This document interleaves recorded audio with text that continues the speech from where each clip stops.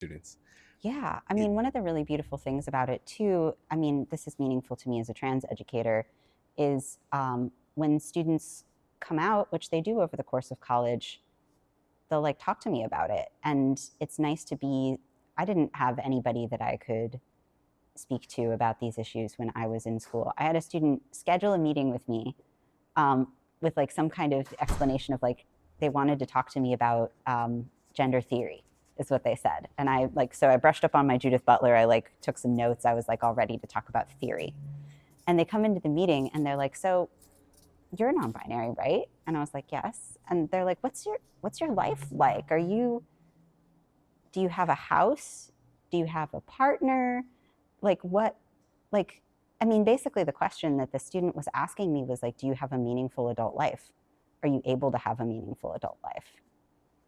And I would love to make the answer far more yes with every passing year so that they can imagine growing up.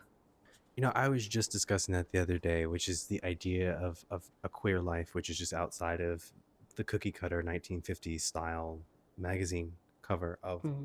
what your life should be, which is house, wife, kids, dog, white picket fence, vacation, how maybe, retire, Yeah, that sort of sure. stuff. Instead of thinking about, and some queer people go in so far as just like, I'm never going to get married. I don't want to be in any long-term relationship. I don't want to be anything like straight people.